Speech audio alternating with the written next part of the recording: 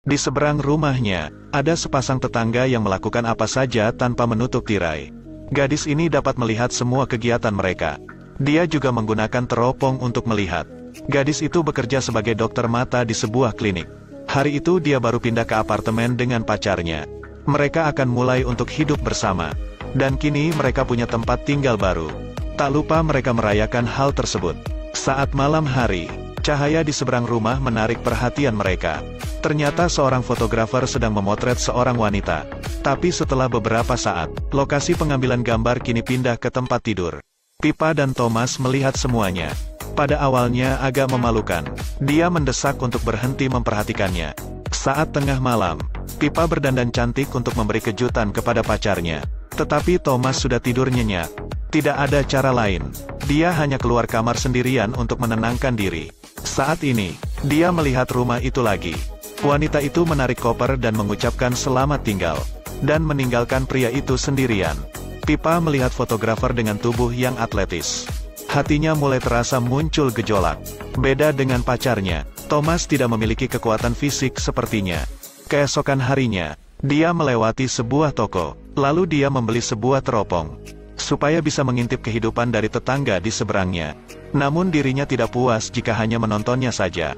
Jika dia bisa mendengar suara mungkin akan semakin mengasyikkan. Kebetulan Thomas adalah seorang teknisi. Dia dengan cepat memikirkan sebuah cara. Di sisi yang berlawanan akan bergetar. Saat ini ada sebuah laser yang dapat menerima getaran tersebut. Lalu mereka akan dapat mendengar suara di seberang rumah. Namun mereka harus menempatkan sebuah pemantul di rumah seberang. Hal tersebut sangat tidak memungkinkan. Bagaimana caranya untuk memasang pemantul tersebut? Kemudian Pippa mendapatkan sebuah ide. Mereka memasuki rumah tersebut saat acara topeng. Lalu dia secara diam-diam memasang pemantul tersebut. Setelah beberapa saat penyesuaian, kini mereka dapat mendengar suara dari seberang rumah. Mereka dapat mendengar perdebatan pasangan di sana. Hubungan mereka begitu rumit. Fotografer itu memukul dan menjatuhkannya. Ternyata pasangan itu tidak memiliki kehidupan yang menyenangkan sama sekali. Saat bekerja, Pippa melihat wanita yang tinggal di seberang rumah. Wanita itu ingin ganti kacamata baru. Namun dia agak bingung harus bagaimana. Pippa mencoba yang terbaik untuk melayaninya. Hal ini juga membuat keduanya menjadi lebih akrab. Bahkan mereka berdua saling bertukar nomor. Julia lalu menjanjikan untuk pergi ke spa minggu depan. Sejak terjadi kekerasan itu, rumah tangga Sebastian semakin tidak ada rasa hormat. Dia juga membawa model berbeda untuk mengambil gambar. Dan mengetahui perbuatan mereka setelah pemotretan. Pippa merasa dirinya harus memberitahu Julia. Tapi Thomas merasa tidak setuju. Mereka telah mengintip orang. Berhentilah untuk mencampuri urusan orang lain. Kemudian dia bertemu dengan Julia. Saat hendak akan mengatakannya, tapi pada akhirnya Pippa hanya terdiam. Saat malam tiba, setelah Sebastian meniduri model, namun dia tidak menghilangkan bukti. Dia malah melemparkannya ke dalam tong sampah.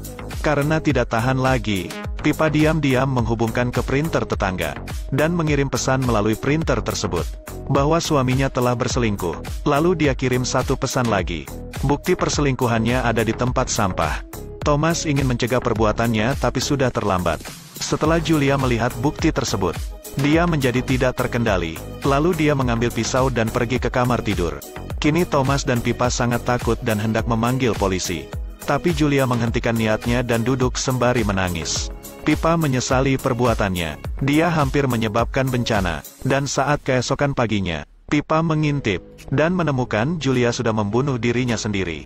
Kini dirinya sangat menyesal. Thomas marah dan menyalahkan semua itu padanya. Setelah mengatakan itu, dia pergi meninggalkan kekasihnya. Pippa hanya bisa menangis. Tidak menyangka perbuatannya akan seperti ini. Kebahagiaan kini telah berubah menjadi kesepian. Hari itu dia meminum anggur untuk menghilangkan kesedihan. Pippa melihat kegelisahannya. Dia melihat Sebastian menjadi gila.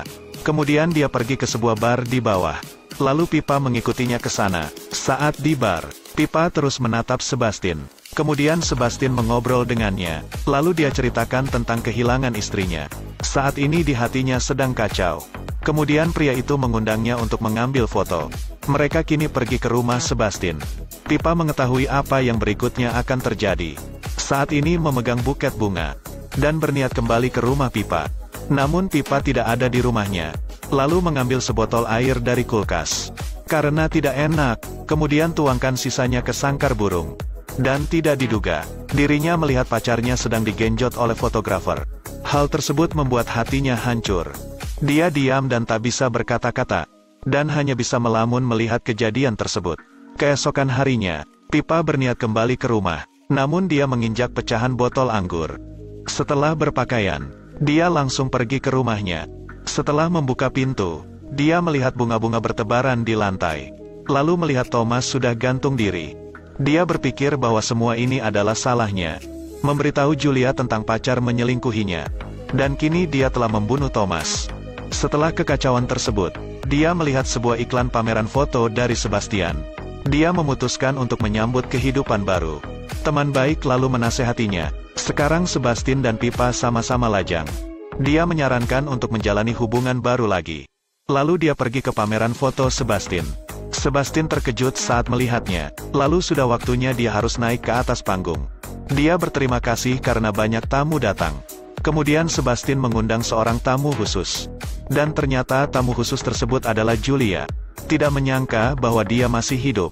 Lalu tak lama kemudian, fotonya muncul di pameran foto. Banyak foto dirinya bersama dengan Thomas. Bahkan saat mengintip tetangganya setiap hari, Sebastian memotret setiap kegiatan mereka. Bahkan ada foto sebelum Julia bunuh diri.